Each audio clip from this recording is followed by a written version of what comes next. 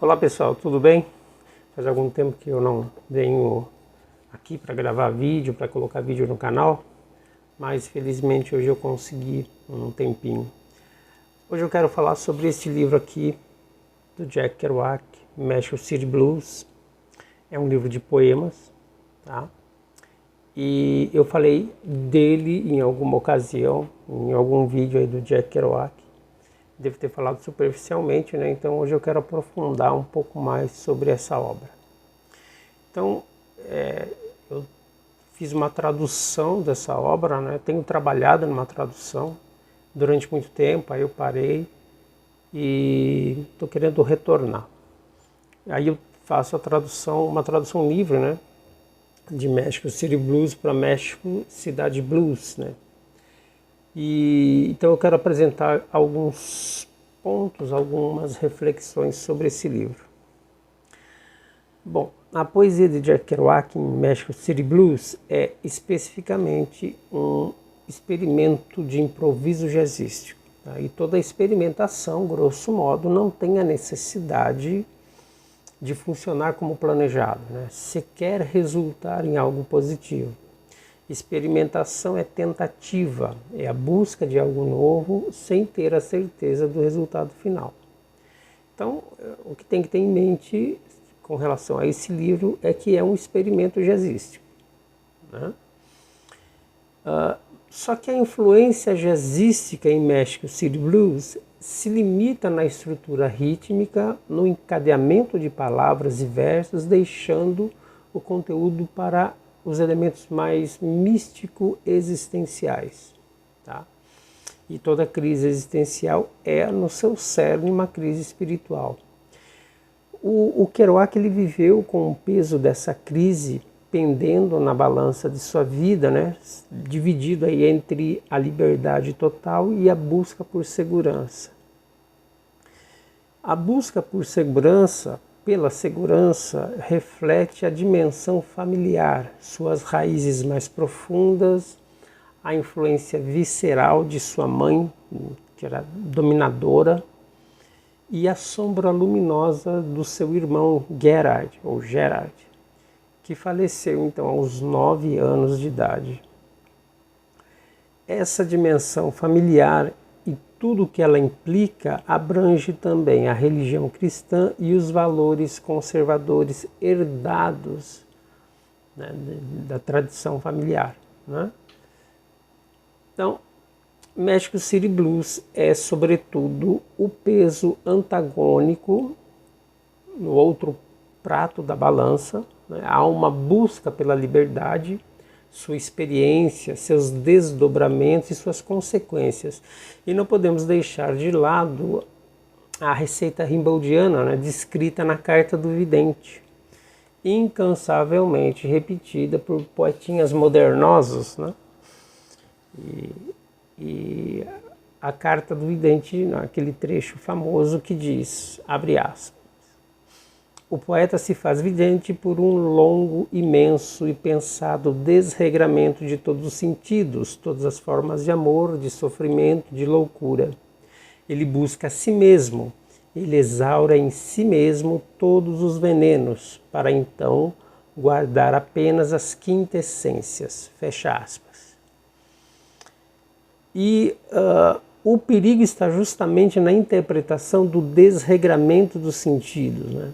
Então, através do consumo de drogas regado de promiscuidade. Então é assim, qualquer mané baladeiro passa por esse processo de desregramento.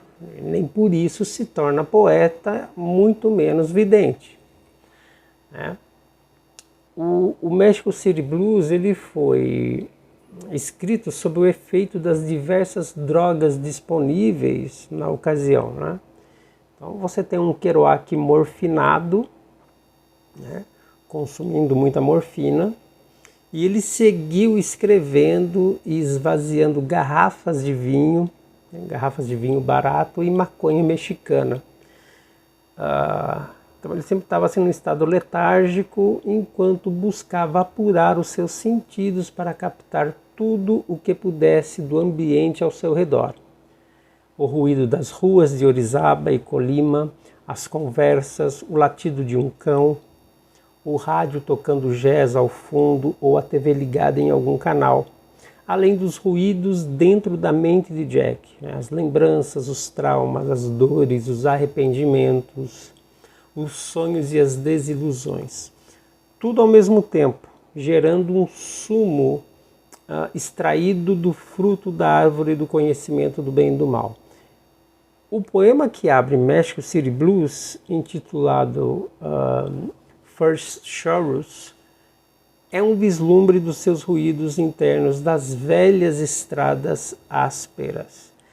Então o que acontece é aquela ideia das paisagens externas e internas. Então o Kerouac, ele captava tudo o que estava acontecendo ao redor dele como uma antena e escrevia tudo, né? Qualquer ruído, qualquer conversa, ele ia colocando tudo no texto. E então aqui eu vou fazer a leitura do primeiro canto, né? O livro é dividido em cantos, são ao todo 242 cantos, tá? Eu traduzi por cantos, né? Achei melhor do que refrão ou coro, enfim. Então eu vou ver se eu consigo colocar no original, uma leitura no original, mas eu vou fazer a leitura da versão em português que eu fiz do primeiro canto. Começa assim. Mágico monte íngreme da ignorância, mágico monte isolado e íngreme, é o mesmo não monte. Toda uma luz, velhas estradas ásperas, um orgulho de ferro, estrada principal. Denver é a mesma. O garoto com quem eu estava era sobrinho do governador de Yumen. Ele pagou a minha passagem de volta, 10 dias, 2 semanas, suprimento e baseada. Era um velho trapaceiro de qualquer modo. A mesma voz sobre o mesmo navio, o supremo veículo SS Excalibur, Maynard, Metalinha, Montanha, Merudivaga, Menina Mescla. Tá, então esse é o primeiro canto e nós vemos já no primeiro verso, né, a imagem de um mágico monte íngreme da ignorância, que pode ser interpretado como uma mente humana, a mente humana em seu estado natural, antes da busca pelo conhecimento. Então o poeta passa por uma jornada de descoberta e transformação. Lembrando aqui que nessa época o Kerouac ele vinha sofrendo uma grande influência do budismo, tá? E a ideia do Kerouac era escrever então um livro musical, jazzístico, cuja preocupação estaria centrada no ritmo, na musicalidade, mais do que no conteúdo. Kerouac desenvolveu seu interesse pelo budismo principalmente através do poeta Gary Snyder. Daí que seus escritos autobiográficos e sua poesia foram profundamente influenciados pela filosofia budista, em especial Mexico City Blues, muito mais do que o seu catolicismo, né? E fascinado pelo jazz, Kerouac acreditava piamente que esse gênero musical era a expressão da liberdade budista. Então músicos como Charlie Parker seriam os bodhisattvas, né? os iluminados. Os poemas são uma série de coros, né? Mas como eu disse, eu prefiro chamá-los de cantos, né? Inicialmente eu tinha pensado em refrões, mas eu optei por cantos até por uma aproximação da obra do Ezra Pound, né? Que aliás tem muita influência, o Mexico City Blues tem muita influência do Decantos do Ezra Pound. E então esses cantos eles mais se parecem com os haikais ocidentalizados, inseridos e agrupados em um poema maior, né? É como se em alguns poemas dá essa impressão, como se fossem vários haikais remontados ali. Então alguns exemplos, né, de haikais kerouacianos, né, inseridos no segundo canto, seria homens selvagens, quem mata tem karmas de assassino. Aí outro exemplo, homens bons, quem ama tem karmas de amor. Para finalizar, os versos sobre a influência de Basho, que diz: atravessando a grama alta, até a face do tanque de claras rãs. Eu vou ler o poema na íntegra, né, a versão em português, canto 2. O homem não é angustiado em seu meio, o homem no seu meio não é preocupado. Ele conhece seu karma, não é sepultado, mas seu karma, ignorado por ele, pode acabar. Que é Nirvana? Homens selvagens, quem mata tem karmas de assassino. Homens bons, quem ama tem karmas de amor. Serpentes são pobres habitantes do inferno. Têm vindo subreptilianas, atravessando a grama alta, até a face do tanque de claras rãs. Então, a ideia do karma, da lei de causa e efeito que rege a vida é explorada nesse poema, né? O contraste entre homens selvagens e homens bons, ou bons homens, ilustra a dualidade da natureza humana herdada pela queda, né? Então, a imagem das serpentes como pobres habitantes do inferno representa a tentação e o pecado. O Baudelaire, ele acreditava que o motivo que leva o ser humano a se refugiar nas drogas era uma noção de saudade de um dia ter experimentado os prazeres sublimes do paraíso antes da queda do homem, ou seja, trata-se de um desejo metafísico pelo prazer de um tempo de inocência. Em uma experiência pós-queda, o homem é obrigado a viver os antagonismos, né? Então ele vai viver o prazer e a dor, o amor e o ódio, a guerra e a paz e assim por diante.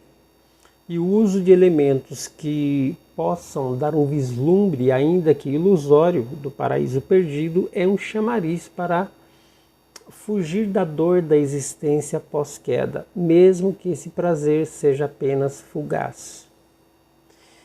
E é preciso ressaltar que o relacionamento do homem moderno com as drogas, inicialmente as ervas alucinógenas, foi paulatinamente tirada do contexto ritualístico dos xamãs e das demais culturas primitivas, né? Então, quando o uso dessas ervas era para a cura pessoal ou a cura da comunidade, dentro do contexto ritualístico dessas culturas primitivas, as culturas arcaicas. Então, ao mesmo tempo que o uso dessas ervas era relativizado no contexto hedonista, né? Então a busca do homem moderno do prazer pelo prazer, a indústria farmacêutica ajudou a estruturar a epidemia do vício junto com a política e os conceitos da arte moderna. Tá? Então existe uma ligação entre tudo isso.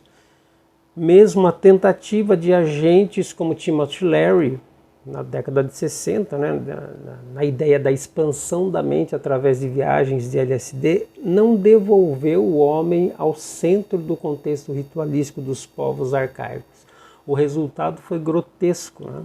Então criou-se uma costura mal remendada, alimentando gerações de alucinados que desaguou no mar de viciados nas cracolândias espalhadas pelos grandes centros urbanos. Vide aí São Francisco e Filadélfia, com as epidemias de xilazina e fentanil. Tá? E na Alemanha também, recentemente, eu assisti um vídeo que tá vendo aí a Cracolândia de Berlim, de algumas regiões lá da Alemanha. Então os paraísos artificiais, né, do indivíduo, os paraísos eles se tornaram um inferno coletivo aqui na Terra. Tá?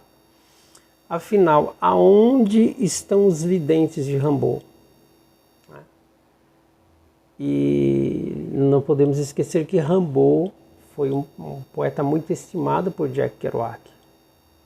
Então a ideia aqui é o seguinte: paraísos artificiais não geram videntes, mas zumbis.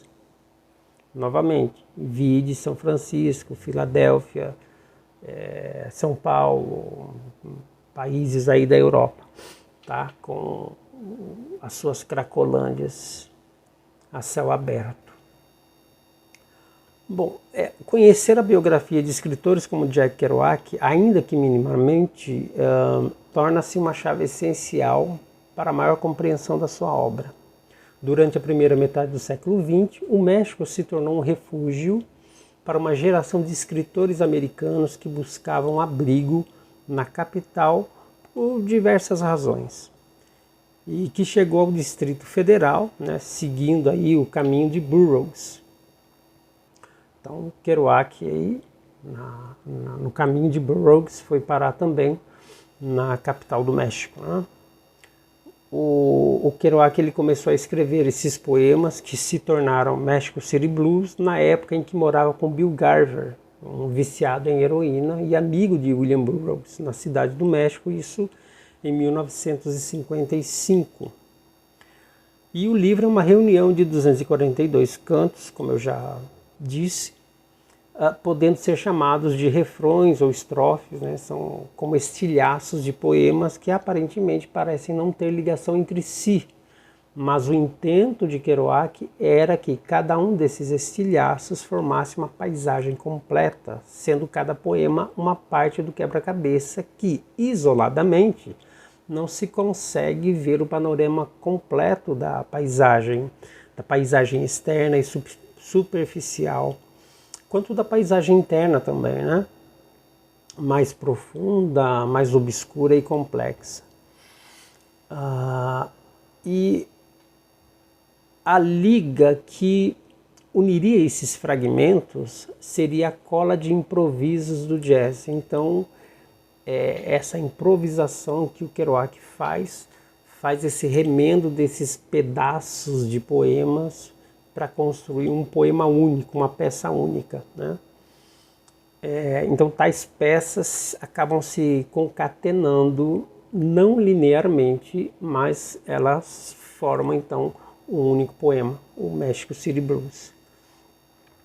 E como ele bem explicou, né, no início do livro, o Kerouac deixa uma pequena nota que diz assim, abre aspas: eu quero ser considerado um poeta do jazz, soprando um longo blues em uma jam session, domingo à tarde.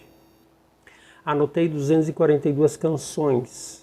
Minhas ideias mudam e algumas vezes rolam de canção para canção ou para terminar na metade do caminho de uma canção, para entrar na metade da próxima. Fecha aspas. Então ele está dizendo aqui que ele começa a escrever um poema sobre um determinado assunto, ele pode parar do nada e voltar a esse mesmo assunto lá na frente, num outro canto, né? Então, em 1959, o poeta Gary Snyder, ele disse que México City Blues era a maior peça de poesia religiosa que já vi. É uma fala dele, do Gary Snyder. A colocação exagerada de Snyder, na minha opinião, me força a dizer que México City Blues é carregado, sim, de um sentimento religioso sincero, porém transgressor em sua experiência e que, no final, pode se tratar de uma profissão de fé, no mínimo, duvidosa. E, nesse caso, sou mais favorável à opinião do poeta Anthony Hatch, que fez uma resenha sobre a obra na The Hudson Review, declarando que, abre aspas, a maneira correta de ler este livro é de uma só vez, sem pausa, fecha aspas. Então, para Hatch, a aspiração de Kerouac de se intitular um poeta do jazz, alimentada por seus editores, era uma mera jogada de marketing, né? E que o livro era, na verdade, muito mais literário. Então, se assemelhando inspirado no trabalho de Asa Pound, de William Carlos Williams, de Cummings, Joyce e por aí vai. Então o Hatch ele conclui que há, abre aspas, há algo valioso e cativante por trás da poesia que é tão curiosamente difícil de alcançar como se o livro fosse traduzido de outra língua. Mas o que parece emergir no final é uma voz de notável bondade e gentileza, um humor bom e modesto e uma sinceridade espiritual genuína, fecha aspas. Então essas são as impressões do Anthony Hatch, né? Então você pode encontrar muito mais de Asa Pound e até de Joyce em Mexico City Blues, mas dificilmente encontrará ecos de Kabir, de Rumi ou de São João da Cruz. Certamente algo da poesia zen budista, né, que a gente encontra. Agora, o budismo em Kerouac ele não exclui de forma alguma o seu cristianismo, né? Nos últimos anos de sua vida, ele deixou a estrada, ele se casou e voltou ao catolicismo. Então, no final da vida do Kerouac, quando ele passa a sofrer crises graves, né, por conta de excesso de drogas e principalmente de bebida, ele acaba buscando então a segurança, ele deixa toda essa liberdade total para buscar a segurança.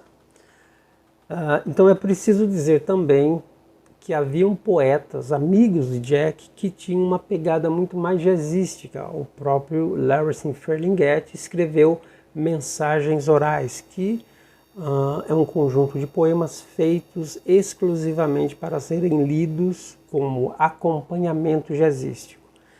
Eu creio que o Jack era muito mais jazzista em sua prosa, não apenas em On the Road, na versão original, que é a versão do rolo, né, onde não tem nenhum corte das editoras, mas em Subterrâneos e especialmente em Visões de Code, Visions of Code. Nesses dois livros, Subterrâneos e Visões de Code, há muito mais de jazz do que em On the Road ou do que na própria poesia de Mexico City Blues. A extensão dos poemas ou cantos no sentido poundiano eram definidos e limitados pelo tamanho da página do caderno de anotações de Kerouac. Então, todos os cantos tinha que ter o tamanho da página do caderno dele de anotação, nunca passava. Então são poemas assim, na maioria curtos, né? Não passava de uma página. Os cantos 52, 53 e 54 são transcrições do discurso de Garver. Então, nas conversas com o Garver, o Kerouac ia escrevendo tudo o que o Garver estava falando na ocasião. Eu vou ler então esses 3 poemas. O canto 52 começa assim: estou louco por toda parte, como o cara que navegou naquela balsa por 3 anos, entre Hong Kong e China. O britânico deveria ter lhe dado residência temporária em Hong Kong. Mas eles não queriam nenhuma parte do seu primeiro lugar. Ele não tem nenhum dinheiro. De algum modo, cidadão de um país atrás da cortina de ferro do gueto ex-espião. Estou louco por toda parte como Charlie Chaplin, dançando na moral torpe, jogando com o barba azul assassino, em sofás de cetim, beijando bunda com bigode sarnento. Tão bem conhecida pelos sonhadores do século da escolha. Cada um de nós, circo romano dos sacrifícios todos devolvidos para pagamento no hospício América. O canto 53 começa assim: alegremente nós rolamos, li, alegremente, alegremente o dia todo, rolar junto no mais profundo mar azul. Sim, a vida teria sido um erro sem a música. A coisa mais primitiva que sabemos sobre o homem é a música, tambores. Primeira coisa que ouvimos, tambores, pífaros, instrumentos de palheta naturais, violinos de intestino de gato e liras celestiais. Qual é a porra do nome desse instrumento? A lira fólica, pelo mar. O órgão que eles também fizeram, Demóstenes ouviu pelo mar como uma pedra nos dentes e reclamou quando gastou mais em pão do que em vinho. Shhh, diz o mar sagrado.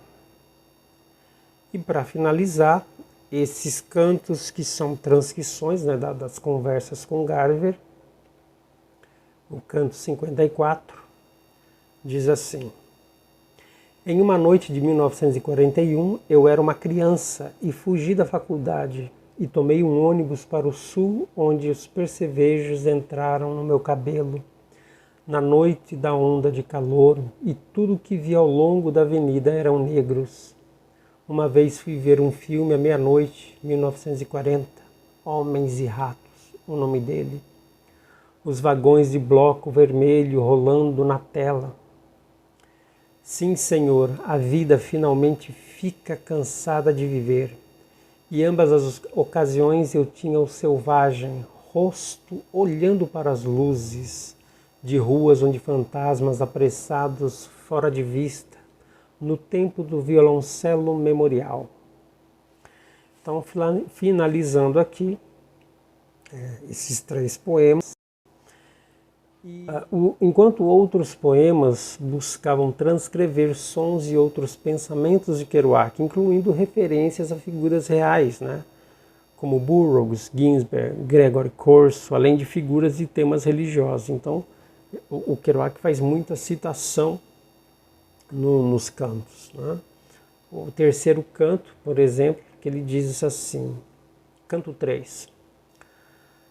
Descrever fogos ao longo do areal do rio e a cozinha cozinhando cachorros quentes, transpassados em varetas talhadas acima das chamas do carvão, com gordura gotejante na fumaça marrom e enegrecida, os hot dogs salgados e o vinho e o trabalho na ferrovia, 275 bilhões em débito, diz o governo, 275 bilhões de dólares em débito como o céu eterno e incontáveis seres sensíveis.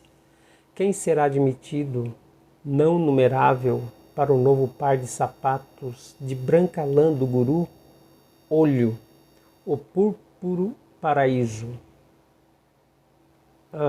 Um outro exemplo também é o canto número 4, que diz assim: Roosevelt custou 6,7 milhões de dólares. Ele era rigoroso. Sapos esperam até que as pobres moscas voem próximas e então eles as pegam. O tanque de claras pedras cobertas com espuma vegetal, cobrindo as pedras claras, o tanque cobrindo a superfície aquecida, cobrindo o lótus, a flor de melancia pulverizada, a almofada aérea, a clara estranheza límpida da água azul. E então eles as pegam. O óleo de oliva, balas agridoces, repolho agridoce, sopa de repolho feita do jeito certo. Deixe preparar em um grande barril um pedaço de verde chucrute, fedorento, mas bom. E eu quero aqui finalizar então com o canto de número 5. Canto 5.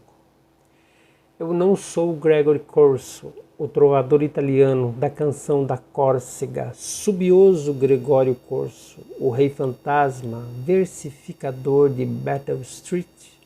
Nas ruas de neve ele faz o show, inquieta nos túneis, o latido do cachorro louco. Amável rei da mente, Allen Ginsberg me chamou.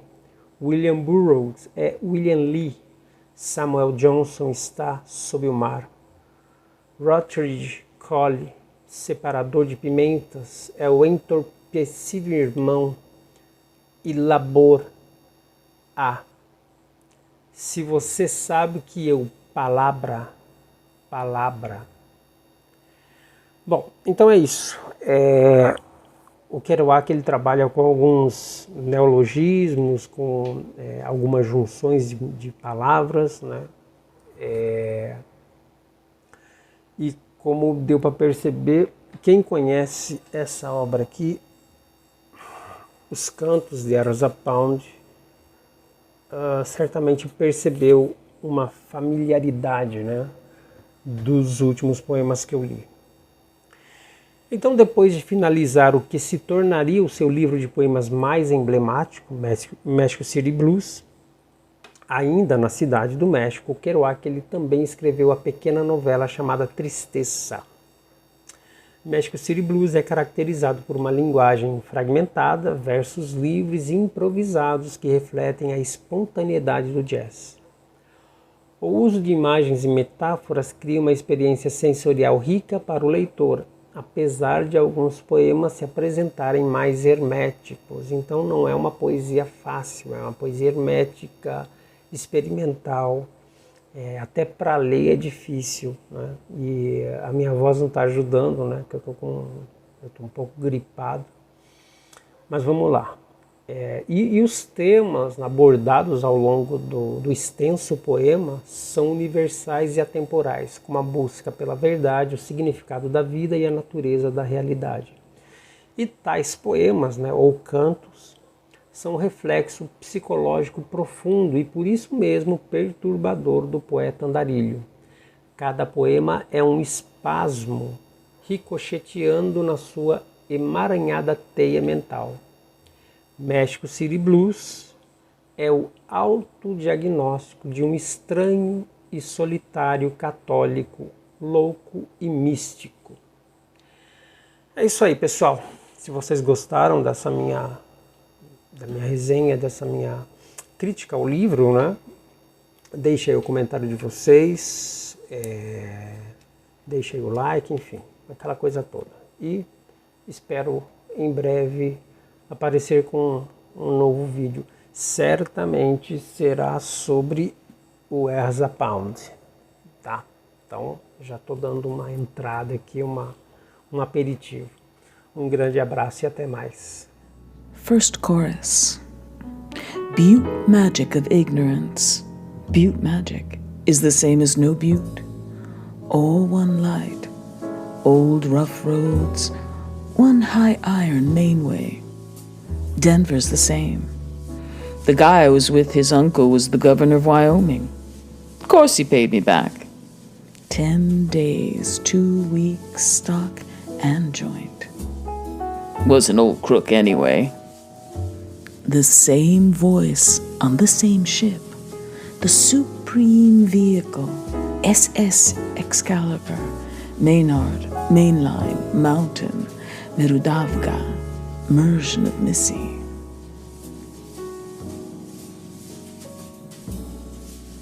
Second chorus. Man is not worried in the middle. Man in the middle is not worried. He knows his karma is not buried, but his karma unknown to him may end, which is nirvana. Wild men who kill have karmas of ill. Good men who love have karmas of dove. Snakes are poor denizens of hell, have come surreptitioning through the tall grass to face the pool of clear frogs. Third chorus describes fires in river bottom, sand, and the cooking. The cooking of hot dogs spitted in whittled sticks over flames of wood fire with grease dropping in smoke to brown and blacken the salty hot dogs, and the wine and the work on the railroad. $275 billion in debt, says the government. $275 billion in debt, like unending heaven and unnumbered sentient beings who will be admitted, not numberable, to the new pair of shoes of white guru fleece, or ho, the purple paradise. Fourth chorus. Roosevelt, was worth $6-7 million. He was tight. Frog waits till poor fly flies by. And then they got him. The pool of clear rocks covered with vegetable scum covered the rocks, cleared the pool, covered the warm surface, covered the lotus, dusted the watermelon flower. Ariel the pad, clean, queer, the clear blue water. And then they got him. The oil of the olive, bittersweet taffies, bittersweet cabbage, cabbage soup made right. A hunk of grass, sauerkraut let work in a big barrel, stunk but good. Fifth chorus. I am not Gregory Corso, the Italian minnesinger of the Song of Corsica. Subioso Gregorio Corso, the haunted verse-maker king of Brattle Street. In streets of snow he wove the show, and worried in tunnels, and mad dog barked, King, King, mind. Allen Ginsberg called me. William Burroughs is William Lee. Samuel Johnson is Under the Sea. Rothridge Cole Porter of Peppers is Numbro Elobora. If you know what I, palabra,